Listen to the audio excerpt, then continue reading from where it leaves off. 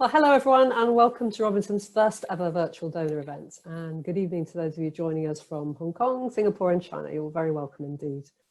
We're hugely grateful to all of you for supporting this fantastic college over the last 40 years or so, and we weren't going to let lockdown stand in the way of saying thank you. So I'm really pleased that we've been able to bring Robinson to you via a screen. So the sessions that we've organised for you today are designed to showcase some of the student talent that you've been supporting, and also to take you behind the scenes of the college's archive, and also in this live session behind the doors of the admissions office. And I'm really pleased that we've also got some panel of undergraduate students who are going to be answering your questions and telling us about what it's like to live and study here at Robinson today. But before then, I'm going to introduce Dr. Scott Arnett, who's one of our admissions tutors here at Robinson. And Scott's experienced a Cambridge education from both sides of the fence, because he was a student at Clare before joining us at Robinson in 2017. As well as directing studies in English and a passionate research interest in Dante, Scott's a committed rugby player and closely associated with the university's rugby club. And so he continues a tradition of sporting excellence at Robinson that began with Adrian Davis and continues through Joe Ansbro and others. So before I hand over to Scott, just to remind you that Scott's very happy to take questions after the formal part of his presentation. And you can send those in via the Q&A button at the bottom of your screen. And now I'll hand over to Scott to tell you how we go about recruiting talented young people to Robinson. Scott. Thank you very much, Sarah. I'm delighted to be here. I have some slides which I'm going to share. So I'll just turn that on. So as part of this presentation today, I'm hoping to really talk through kind of two aspects of the admissions process.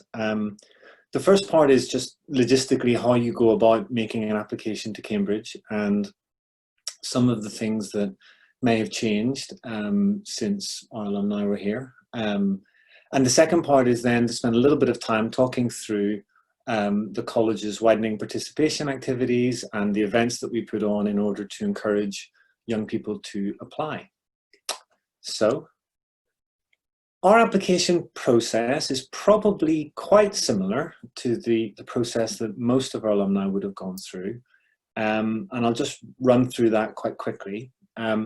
First of all, the most important thing that a potential applicant has to do is to choose their course. The course is crucial because the course will really determine the experience that the person has, and their suitability for the course is a big factor in terms of their success or otherwise at the application stage. Having chosen a course, the next step would be to choose a college. Of course, we hope that lots and lots of people choose Robinson, but there are 30 other colleges in Cambridge which people can choose from. And there is an alternative option if you really can't make your mind up or don't have a preference, which would be to make an open application. One of the new parts of the process is that there are admissions assessments for most subjects, not quite all, but for most. And admissions assessments require registration and are sat at test centres around the country and indeed around the world. And these are increasingly playing an important role in the application process. They're very helpful as a kind of objective test measure, which we can then review alongside the interviews and the other assessment criteria. Applications go in through UCAS, which is the 15th of October is the deadline. And then there's an opportunity to write an SAQ, which needs to be in by the 22nd of October. The SAQ is a supplementary part of the application, in which applicants can speak specifically about why they would like to apply to Cambridge. Obviously, applicants, when they're making their UCAS application, are applying to other universities, and it makes sense for that to be, fairly general and to not name drop Cambridge specifically. But the SAQ is an opportunity to explain more clearly why Cambridge University and the degree at Cambridge is important to the applicants. That's particularly important for subjects like land economy or ASNAC, which generally aren't offered at lots of other universities. Applicants then have to submit work, take the admissions assessment, And then the interviews are in early December, and follow a relatively conventional pattern. It's probably broadly similar to what our alumni have experienced. And the decisions are then communicated to the applicants around mid-January. And we try and coordinate that so that all of the colleges are releasing that information around the same time. So what are we looking for in terms of a successful application? First of all, we're looking for academic ability and potential. We're looking for candidates to have sat the relevant subjects at A level. We're looking for genuine subject interest and suitability for the course.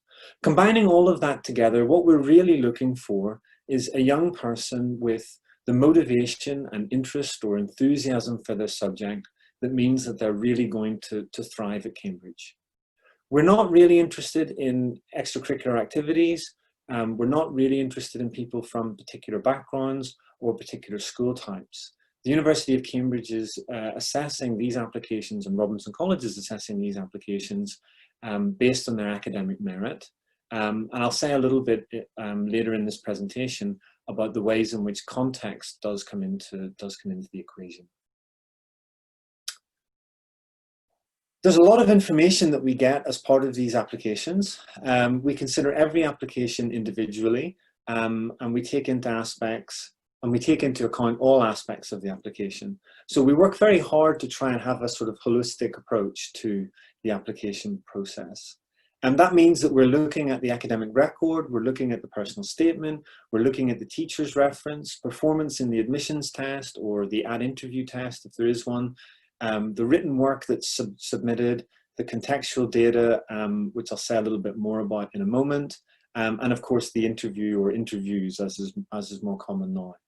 The key thing to have in mind with this is that no part of the application is considered in isolation, and all of the information available is looked at.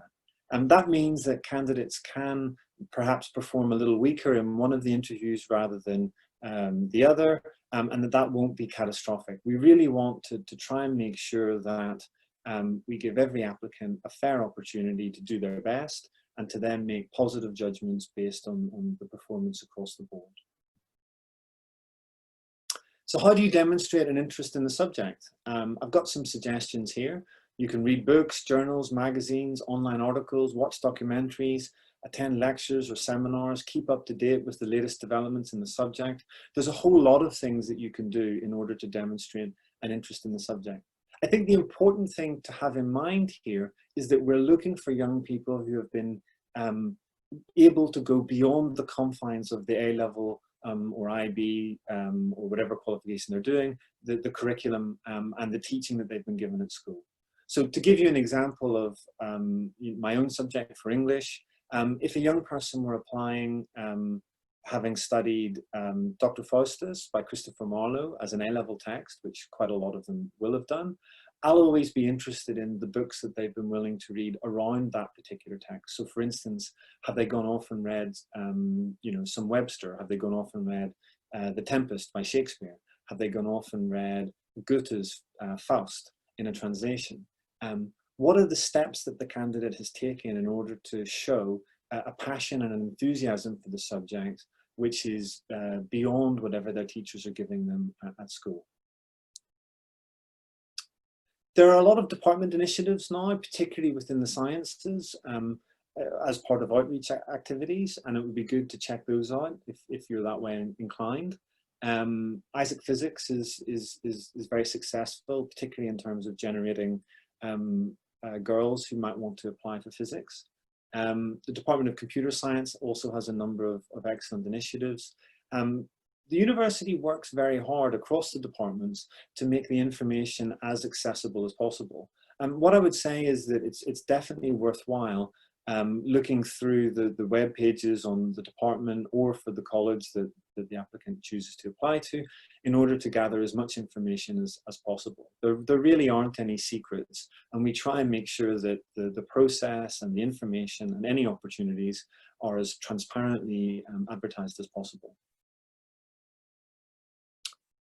The other thing that I should have mentioned is that, of course, you can always keep an eye on the social media for the departments and for the colleges as a way of keeping up to date with news.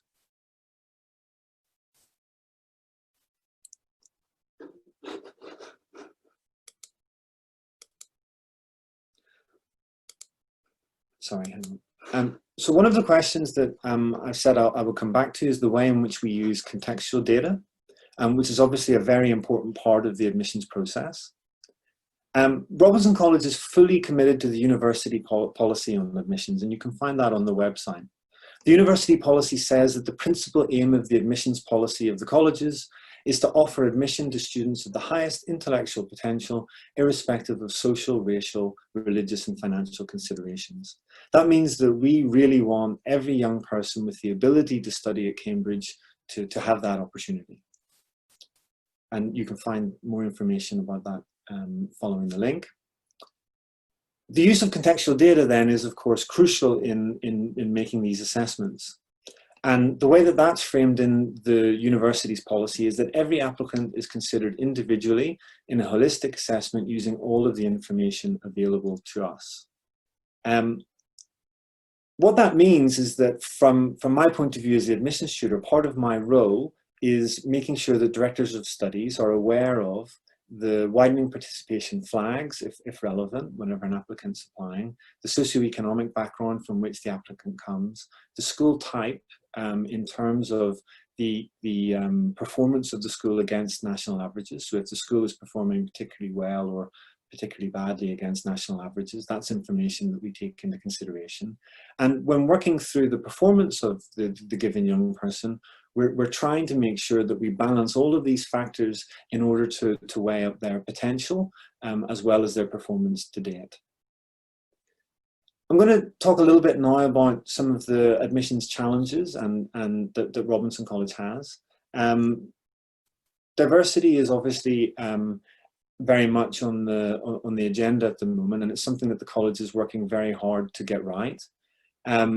You'll often see that the discussion around diversity is shaped around a maintained independent school balance. That's actually a little bit out of date.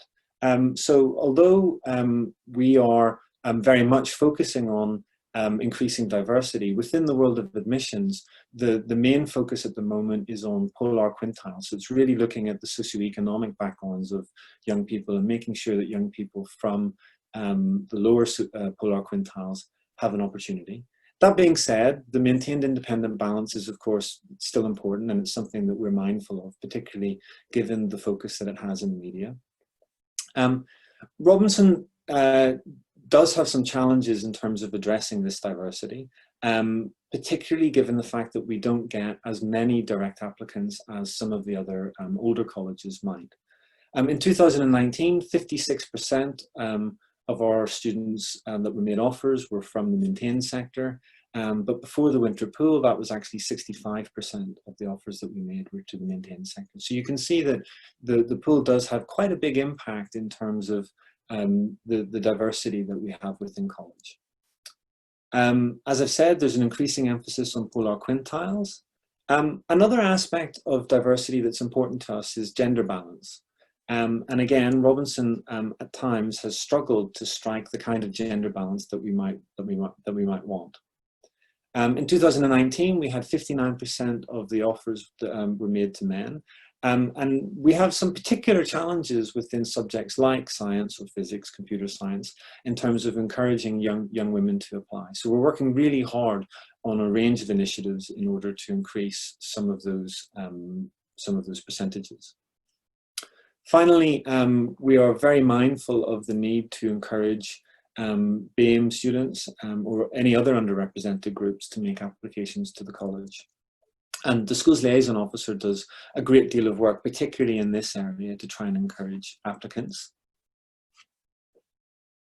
In terms of Robinson's admissions challenges then, there are a few different factors to have in mind.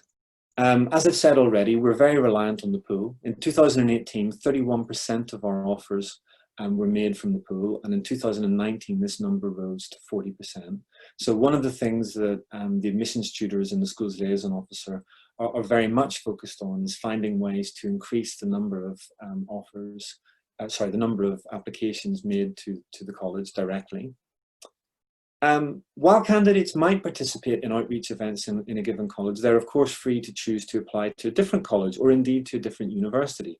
And we've seen that quite frequently. So one of the things that we now track is the number of young people who attend our events and go on to apply to Oxbridge more broadly speaking. And there's quite a few of them that do that.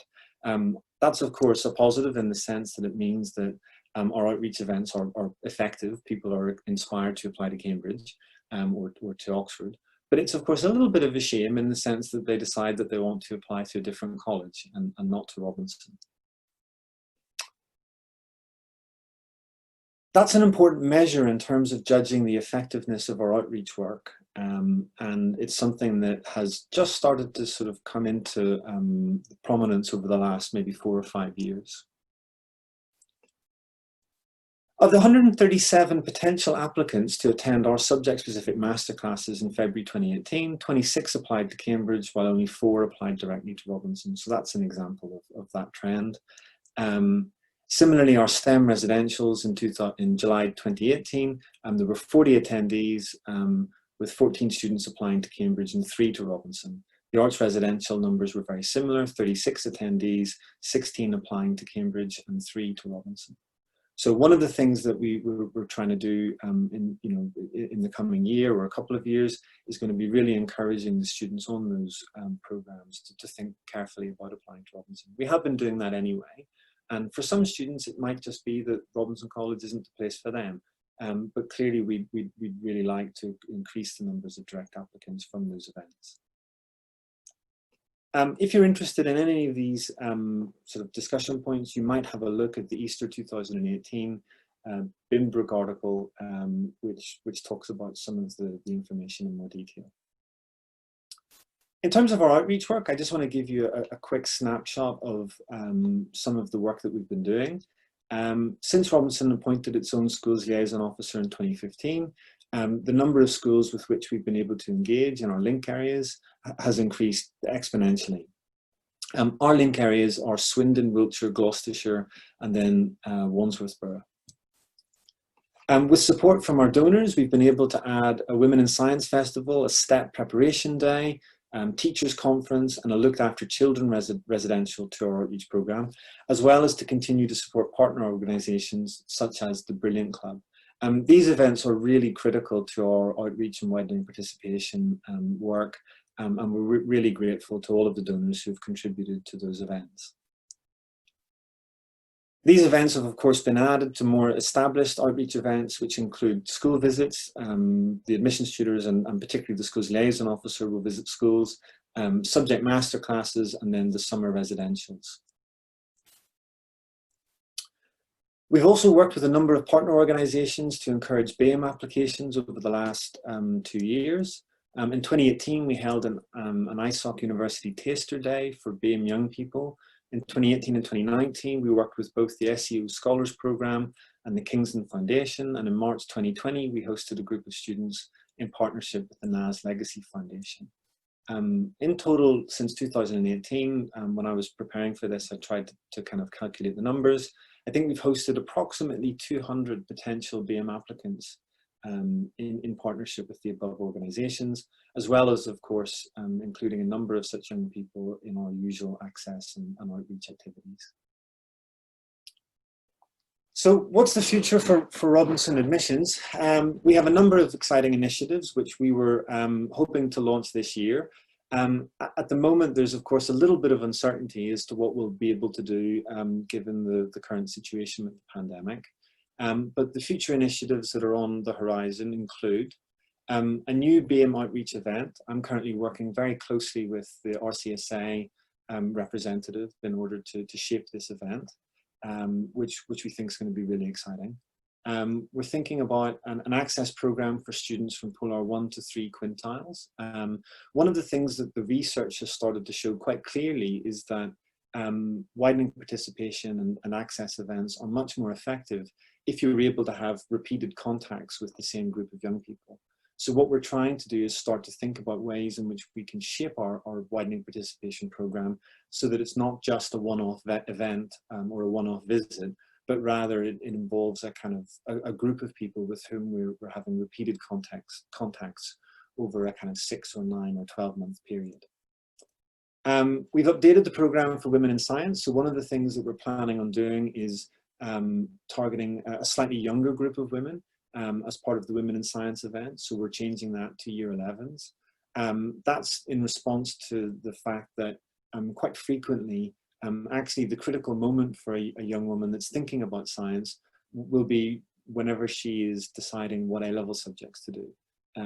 So we want to make sure that we've got as many bright young women who are performing well at GCSE and encourage them to think about taking the right A-level courses. And finally, we have a new directions competition, which is a music competition, which we're hoping to launch in the next 12 months, where young people from across the country will be encouraged to submit their own competitions, and they'll ultimately have a workshop with some of our music students and director of music at college. And this is intended to be as diverse as possible musically. So while there will still be some classical music contributions, we're also going to have all other kinds of music that's possible. So we're hoping for singer-songwriters. Personally, I'm hoping that there'll be some young rap musicians as the English Director of Studies. That would be quite exciting. We're hoping for as diverse a kind of range of music as we possibly can. That is the end of the presentation. I'll just stop my screen share.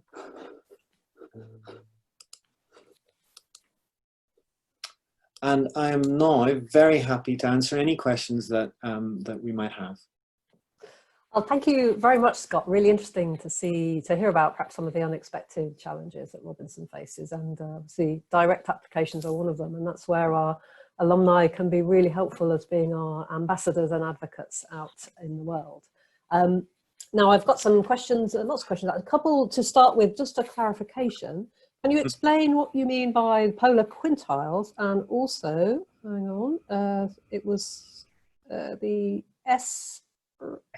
SAQ. What are those? Okay, so the SAQ is a supplementary questionnaire, basically, which is just so whenever an applicant makes their applications through UCAS, they'll get an email automatically back to them asking them to complete an additional kind of form, which includes some questions specific to why they're applying to Cambridge and the degree that they've chosen. So it's just a supplementary questionnaire. Polar quintiles are a way in which, within the world of widening participation and admissions, we measure socioeconomic situations. So essentially, polar quintile 5 is the most affluent, and polar quintile 1 is the least affluent. And at the moment in Cambridge as a whole, the only group which is overrepresented in terms of the population as a whole is polar quintile 5. And of course, polar quintiles 1 to 3 are quite significantly underrepresented. So from the university as a whole, it's a real target of ours to try and increase the number of applicants and ultimately the number of offers from those lower polar quintiles. Thank you. You talked quite a lot about the college's work to attract BAME applicants. Do we have any stats for offers made to BAME young people? So the challenge with offers made to BAME applicants is that that information is self-declared and it doesn't come to, there's a kind of lag. So it's actually produced by the university as a whole and then sent back to us. So essentially our stats for BAME offers or applicants is always slightly behind the curve. So right now, for example, I wouldn't be able to tell you the numbers for BAME applicants or BAME offers for 2019. We have to wait a period of time for that information to come through. And the university handles that.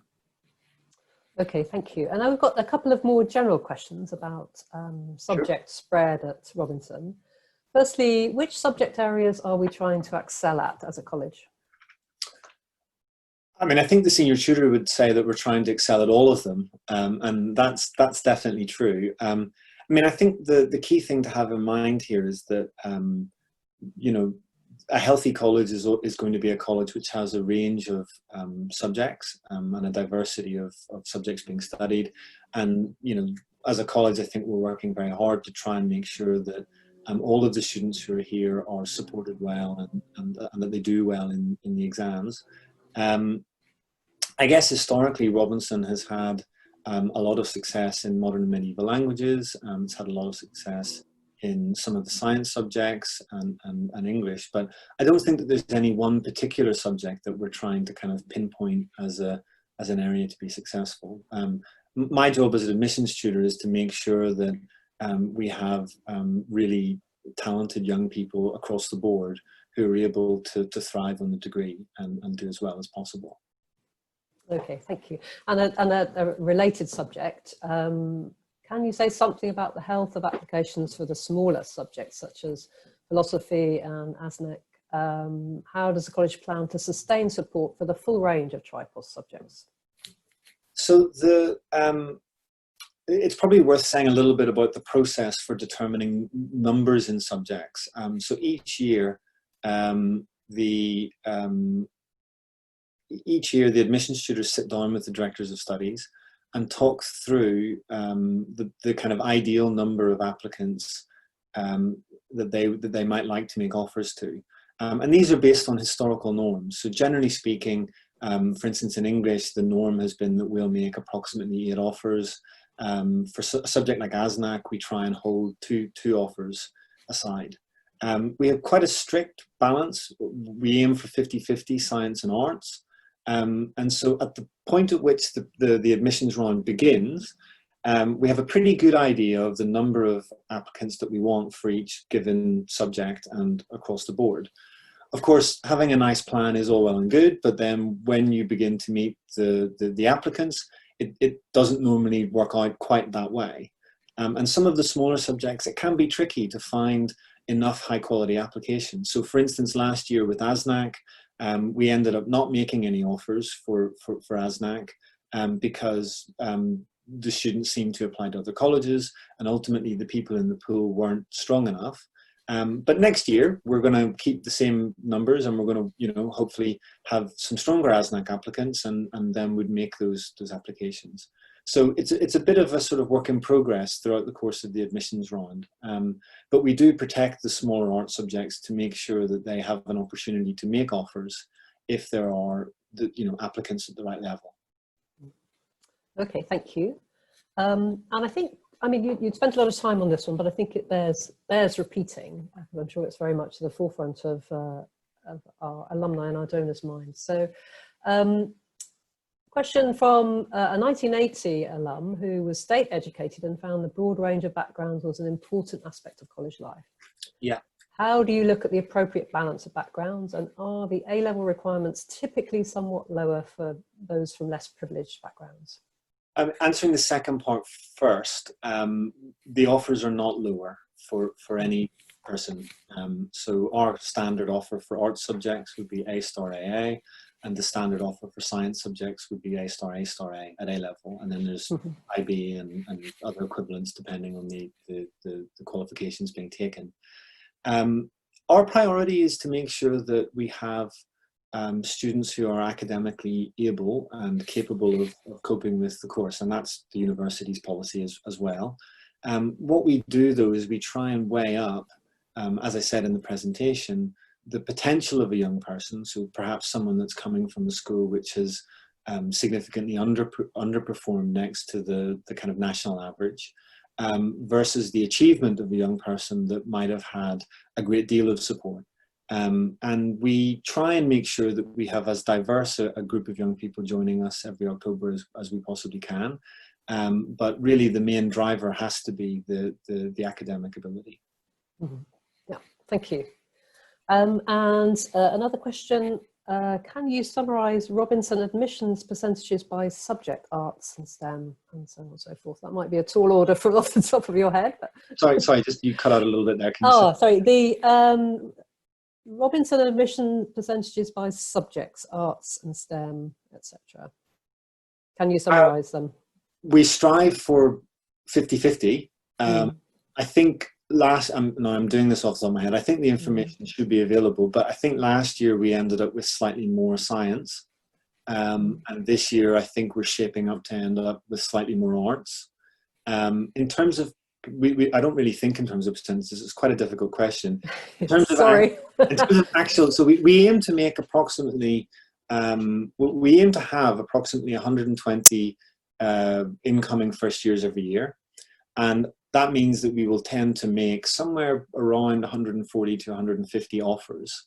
And of those 140 to 150 offers, there's a cover ratio which will vary from subject to subject. So for instance, mathematics is a good case in point. We will tend to make maybe 16 offers for mathematics, knowing that quite a few students will not get the STEP examination, which they sit in July. And as a result, we may only have, let's say, 3 successful applicants in October. Maths is quite extreme. For English, we make maybe 8 offers, aiming for 6 people that come whenever the results come on. Of course, some years it might be 8, maybe everyone will get them. In some years it might be 5, but we work out those cover ratios based on historical averages. I guess the main thing is to say that we're striving to have pretty much 50-50 balance between science and arts. Thank you. And question going back to link areas, a question on what are they? This is from a questioner outside the UK. And perhaps you could also, and can you also say, maybe talk a little bit more about the role of the school's liaison officer and how that works with the link areas as well? Sure. So I maybe should have explained that in the presentation. Apologies. The link area, basically every college in Cambridge is responsible for a particular part of the country and a particular part of London. So for Robinson, our part of London is Wandsworth, and our part of the country is in the southwest. Other colleges will have other places. So I think Corpus Christi has Northern Ireland. I think Selwyn historically has had sort of Scotland or most of Scotland to kind of deal with, and so on. So basically the UK has been divided up into sections. And the logic of that is that each college is responsible for building relationships with schools in those particular areas, making repeated visits. The school's liaison officer, a big part of that person's job is to visit schools in the link area and to do outreach talks or admissions related talks, encouraging young people from those schools to either apply to Cambridge or Oxford, or in some cases, a lot of Will's work actually at the moment, the current school's liaison officer is encouraging them to apply to university at all. And quite an important part of the school's liaison role is raising aspirations to go to university full stop. So Robinson has that particular part of the country and that particular part of London to focus on. Okay, thank you for clarifying that. And then another question from one of our donors who's in East Asia. And he has asked, is any quota or limit of places offered for overseas applicants, especially in subjects like medicine and veterinary studies? There are for medicine and veterinary studies. For other subjects, there's not. So for other subjects, it isn't such a, well, it isn't relevant. We look at all of the applications equally. But for those two in particular, there are set quotas which are imposed really by the government. So the department has to take a certain number of home students, or a certain percentage of home students with every intake. And that means that our admissions tutor for science and the director of studies have to liaise very closely to make sure that they're liaising with the department to make sure that the balance is retained. So medicine and vet med are the only two, I think, I'm pretty confident, the only two which have that. Certainly there are no subjects in the arts which have any quota on international students. Okay, thank you. And a question about if an applicant has previously applied to Oxford and didn't succeed, would they be precluded from applying to Robinson? Oh, certainly not. And in fact, quite a few of our students, I mean, over the last few years, quite a few have come that way. It's information we know, and I guess you want to be careful that it's the right decision for the individual, in the sense that it does involve a kind of gap year or a year away from study, and that might not suit everyone. But we certainly don't discriminate against anyone that's made an application to Oxbridge before. you shouldn't really apply to the same college twice. So generally speaking, the kind of advice within Cambridge anyway is that if you've applied to, let's say, Robinson once and you're desperate to come to Cambridge, you shouldn't apply to Robinson again. And you'll normally be encouraged to look at a different college. But there's no problem with applying a second time. I guess from an admissions tutor's point of view and from a director of studies point of view, the thing to have in mind would be really what's changed and how has the applicant developed in the time between the last interview or the last application process and the next one. For some people, it actually the year of maturing and thinking, and in my case reading and reflecting on the subject, is really beneficial, and they're in a much better place to make the application. There might also be contextual reasons, so it may be that there was a particularly challenging personal situation at the time that they made the first application that meant that they didn't feel that they'd done their best. On the other hand, as I say, that there are lots of other excellent universities, and sometimes it's not the right thing to try again and to take a whole year off. It really depends on the individual. Okay, thank you. And a question about whether are we keen for the children of Robinson alumni to apply to Robinson rather than other colleges? Certainly. There's no priority given to the children of Robinson alumni, I should say. So there's no sort of secret back door, and those children would have to go through the same process as everyone else. But we'd love that connection to be retained. I think the important thing there as a parent is probably just to have in mind, the college has to be a good fit for the young person. And so whilst you may have had a wonderful experience at Robinson, I hope you did. Maybe your son or daughter will be excited to go to a different college, or maybe they'll be excited to come to Robinson. We certainly wouldn't want them to be ruled out just because mum or dad studied here. That would be a real shame. Thank you. And I think we're going to have to make this our last question. Sure. Thank you so much for answering so many. Given, I don't know whether this is from a prospective applicant, but it says, given there are no longer pre-admission tests for the history courses, what sort of things can I expect from the at-interview tests? Yeah, that's a good question. And it might also be worth saying a little bit about the kind of immediate 12-month horizon and how admissions might be changing. So the person that submitted this question is right. There are a couple of art subjects which have decided not to have pre-admissions tests this coming year. And instead what they will have is an at-college test. So basically, rather than registering for an admissions assessment, taking place in a centre somewhere in late October, early November, they'll do a test when they're at Cambridge for their interviews. And the format of that test will be communicated to them by the college and the admissions office well in advance. In the case of history, it will be writing an essay to time in response to a question or a passage, which is selected by the history director of studies. That would be the case for Robinson anyway. But the at-college tests, more information about what they involve will be communicated by the admissions offices for each college. In terms of the question that's probably on everyone's mind that's thinking of applying next year is the extent to which the pandemic is going to have an impact on face-to-face interviews. And at the moment, I guess all I can really say about that is that we're working on it, we're working through it. We'll certainly have a need to try and do some interviews remotely using technology, and particularly for those people who are overseas. It may be that there's more of a need to do virtual interviews that way. But equally, my expectation at the moment is that there would also be some interviews in person.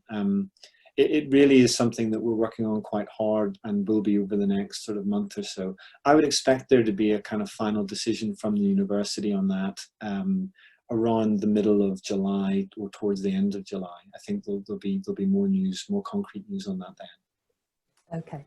Well, thank you very much indeed, Scott, for your presentation and for answering all your questions. And thank you to those watching, our donors who sent in your questions. I'm sorry if we didn't have time to answer yours. You can ask, if you didn't get the chance to ask a question, you can email admissions at apply@robinson.cam.ac.uk. And for those questions that we've had in, that we haven't had a chance to answer, we will ask Scott to answer them as and when he can. And thank you very much, Scott, for your presentation this morning. Thank you very much. Thank you. And bye for now. And now we're very pleased to introduce our, for the final part of the live session, our student panel led by Emily Hall. Would you like to unveil yourselves, student panel? Emily is president of the RCSA, and she's in her second year studying history. She's had an incredibly busy year in both those capacities, and on top of that, she's also captain of the women's netball team here at Robinson. And going back to that Robinson sporting tradition I mentioned earlier, Emily is proud to announce that the team have a consistent track record and have lost every match except one this season. Although I don't know how many you've played in this season, Emily. Anyway, I'll hand over to Emily and the rest of the panel, and do remember that you can send in questions for the panel using the Q&A button on your screen. Emily. Hiya, so I'm Emily, and Sarah has already introduced me, so I'll keep it fairly brief. So I'm 20, I'm from West Sussex. I've just finished my second year studying history, and I've taken a fairly wide range of papers. So I've done modern world history, I've done Anglo-Saxon history, but next year I think I'm probably going to be focusing more on ancient history. I applied directly to Robinson, so I visited on an open day and I love the gardens, and I've really enjoyed it. So as Sarah also mentioned, I am the president of the Robinson College Students Association, the RCSA. Obviously this year has been quite busy, so there've been fairly major events. So there's been the university staff strikes, and it's been really important during that time to make sure that all the students sort of felt supported. And obviously there's been the COVID-19 pandemic. So a lot of my work during that time has been liaising with college about student concerns, but also, you know, actually making sure that the community kept running. So we run a virtual sports day against St Cat's, our Oxford sister college, and we won, very pleased to announce. We've also kind of done other events during the year as well. So things like a Bridgemas party, a college ceilidh, and something I've been focusing on this year is really kind of getting more cohesion between the graduate and undergraduate communities at Robinson. So that's been lovely. Sarah mentioned my wonderful track record as the netball captain, but when I played for the badminton team, we were slightly more successful, which is good. Other things I've done, I've been involved in the Mayball, so I helped with the decoration committee, although Chris will be telling you a lot more about that because he's been really involved in that. And I'll hand over to him to introduce himself. Thank you very much. Great. Hi, everyone. I'm Chris. I'm a third-year medic from Hong Kong. I've recently completed my final exams, and I'll be graduating later this summer in absentia. It's all a bit weird at the moment, before I then move on to clinical school for year 4. In the past 3 years, I have been fortunate to enjoy many aspects of college life, much like Emily and Francis have. Some of these include welfare and ENDS roles in the RCSA, advising our Mayball committee on external issues, and taking part in college musical life through the choir and the RTMS, etc. In 2018, I visited Porto with the college choir, and I founded the Pegasus Quartet in the year after, which went on to expand beyond the college and perform at various balls and charity events. Outside of college affairs, I've been involved in different degrees with a range of activities, including Cambridge MedSoc, the Mayball President's Committee, international student communities, some mental health initiatives, more music, and some publications. Overall, I am very happy that I've ended up a part of the warm and close-knit Robinson family, made possible by our students who often go above and beyond to support one another, our warm, supportive staff from our Director of Studies to catering and bar staff to our development office, and very importantly, all of your generous support. So thank you very much indeed. I'll pass over to Francis, and I look forward to answering your questions later. Hello, I'm Francis, and I've just completed my second year studying music at Robinson. I'm 20 and from Essex, and I originally applied to a different college, which I won't mention, but I'm very pleased that I got pulled here. Robinson has such a warm and welcoming community that right from day one, I felt like it had become my home. As a musician, I got particularly involved in the musical life in the college, and over the past year, I've been president of our music society, College Music Society, and we've had an extremely busy year promoting our weekly concerts, including an extra concert, to have a bi-weekly recital series, as well as welcoming back a world-class pianist called Aristo Sham to perform all 5 of Beethoven's piano concerti with a newly formed Robinson Orchestra as part of the Beethoven 250 Festival this year. As a musician, I've also been heavily involved in university life outside of the college, but the college is really wonderful at supporting that, and it's in a perfect location, so close to our arts faculties and also so close to West Road Concert Hall, which is really the centre of music making at the college. As Chris and Emily have said, the college has got such a wonderful community which is there for all students, and there are so many different societies and different things to get involved with that are open to all people, and if you're interested in coming here, I cannot recommend them highly enough. So moving over to the questions, please do feel free to keep submitting them via the Q&A thing. We'll be happy to answer everything we can about Robinson life. And we've just had one through about graduation. So obviously this year graduation is looking very different. Current plans at the universities, a lot of people have chosen to graduate in absentia.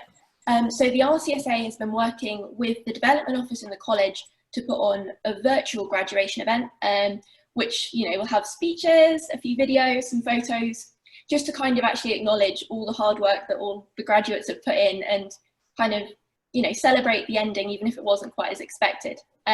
So I'll pass over to Chris to maybe add a little bit more about being a graduating student. Yeah, it's been quite tough for many graduating students. I think our exams have been quite vital for us, and despite the circumstances, we've recently finished them, which are online and remote. So we'll be officially considered graduated on varying dates between this weekend and July the 18th. On Thursday, the Vice-Chancellor said that the university would seek to offer a ceremony in the Senate House that will be as close as possible to the usual in-person graduation sometime next year. So I think a lot of people are looking forward to this happening at some point. Brilliant. So I'll actually maybe go back to a question that was asked of Scott, but which I think we can probably try and answer as well, which was about the need to be inclusive and about how college is navigating the tricky waters at the moment. And the truth is that obviously at the moment things are very up in the air, but Robinson is doing quite a lot. So in terms of Black Lives Matter, we've had discussion panels run by the RCSA, and we're liaising with the college very strongly to see actually, you know, where Robinson's weaknesses are and actually what we can be doing to encourage the AME applications, to encourage the kind of support that makes Robinson a really inclusive environment even more. The RCSA has a lot of roles. So we have an LGBT+ officer, we have a BME officer, we have a disabled and mental health officer who has done a lot of work in actually trying to make sure that all students, regardless of their disability, feel included at Robinson. So, I mean, obviously there's more work to be done, but it is very much at the forefront of a lot of our thinking to try and make sure that actually Robinson is inclusive. So, other questions? Oh, this is a fairly easy one. What's your favourite thing about Robinson? I suspect we've all kind of touched on this a little bit, but something that I think is my favourite thing has to be the people. Like, it's just been absolutely wonderful to be at Robinson, surrounded by such an amazing community. And what's really great is that unlike other colleges, Robinson, everyone lives on site, pretty much, the undergraduate body. So you end up on a staircase living with all sorts of years. I mean, I'm sure it made a real difference to your time at Robinson as alumni, and you know, it's been really great for us as well. Chris, what was your favourite thing? I think, well, the way we all live together certainly does foster a very tight-knit community, but also we have very enthusiastic staff and the RCSA, which puts together, you know, bops and quizzes and karaoke's and random stuff like that, which do bring all of us together. I think there's been so many instances of people going above and beyond to support one another, and that truly is special. Francis? I think, well, I agree obviously with Emily and Chris that people really make the college community and make it a really lovely space. And obviously being everybody on site is great for us. It also means that we have great access to wonderful resources with a lovely library, a chapel, dining hall with wonderful food, which is another very good thing about the college. But I think particularly the location is excellent for all of us. The gardens, as Chris is modelling in the back of his screen, are really, really beautiful. And one of the great things, a great shame about this term is that we haven't been able to enjoy the beautiful gardens in the summer. And I'm sure we're all looking forward to going back. But we have this space that some of the smaller, more central colleges don't have, which can be a real advantage for everybody, both to study and to relax, definitely. Shall we share a little bit about how COVID-19 has affected term time and exams? Sounds great. Yeah. Do you want to start, Chris? Yeah, I think a lot of work has gone online, and most students at photo exams, I could still access the papers in libraries while I was at home. Our doctors have generally been very supportive, giving personal video calls to discuss how we might mitigate new challenges. Going ahead, supervisions, lectures, and seminars are all well, they have been taking place online. Larger lectures next year will be going online, whereas there are plans to keep smaller group teachings face to face. I think a lot has relied on the willingness of the college to support students through the DOS tutor system, and that's worked surprisingly well so far. I think, yeah, personally, my experience has been similar. It's actually gone surprisingly well. I think when all this hit, everyone thought, oh gosh, this is going to be a disaster. And as a music student, as an art student, it is possible for us to do everything online, or most stuff online like this. The thing I've found the hardest actually is just trying to find that motivation that you get from being in the college environment with no access to the college library or other libraries across the university to work and everything. But I've found our supervisors and our director of studies have been really supportive, because I think they realise obviously they're going through these challenges as well, and they want to support us as much as possible. And so actually, when all of this seemed like it would be a real disaster, actually we've come through. And as my role as the president of the Music Society, alongside what the RCSA have been doing, we really saw that keeping a virtual community was very important. So we had a series of weekly online concerts to help promote that musical community in the college. I would echo everything that they've said, and I think what's also been quite important has been the college's recognition that actually not everyone has had the same working environments. Not everyone has been able to, section off the lounge as an exam area. And actually, realistically, the funds that have been able to go to students to support them during these times, that's been really, really valuable. So thank you so much to everyone who has contributed and is contributing to actually make sure that this doesn't have the kind of catastrophic impact on people's studies that actually it really, really could. So thank you so much. And moving on, I think, to another question which has come in is about what issues the RCSA have raised recently with the fellowship.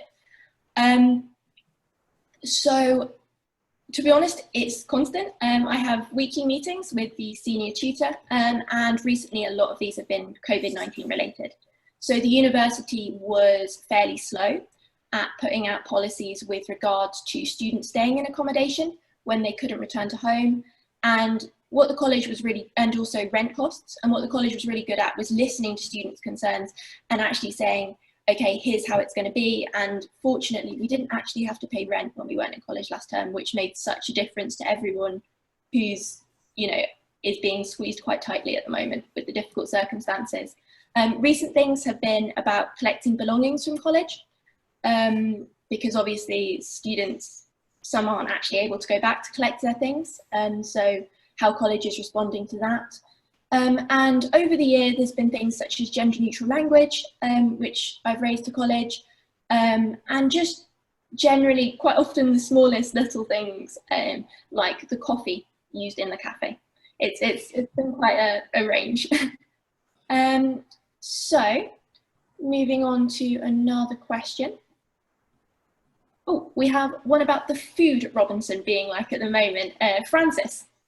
Oh, fantastic. Absolutely wonderful. Both whether it's a GR for lunch or breakfast, dinner, whatever, or formal hall on Tuesdays and Fridays. It's absolutely wonderful. And Chris and I are very lucky because we sing in the choir. We get free formal hall on Tuesdays, which is a real highlight of the week. I mean, it's amazing to think that a student ticket at Robinson costs, I think, £10.50 or something. Very cheap for a full professional three-course meal is really, really wonderful.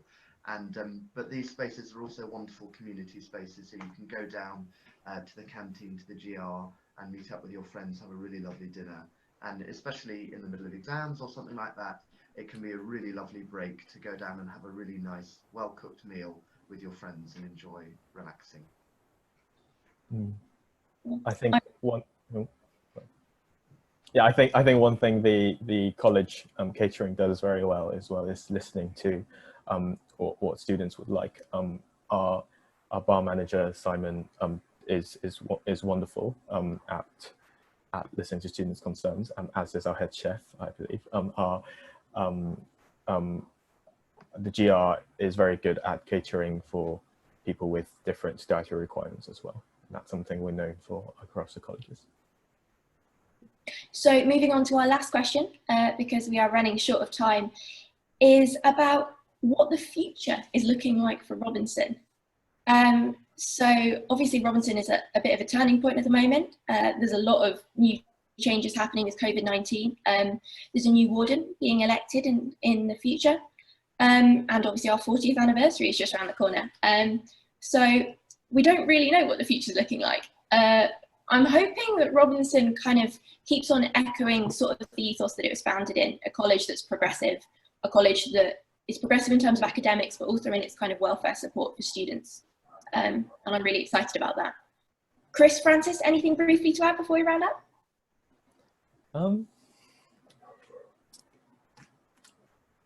Not very much. I was just thinking about Mabel's and stuff, but I think,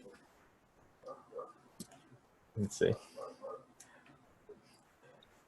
Sorry, I put you on the spot.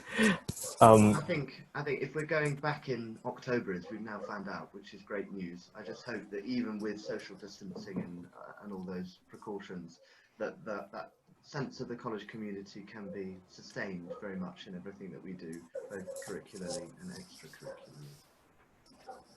Yeah. Thank you very much, and I will hand back to Sarah. Thank you very much for being here and for everything you do for the students.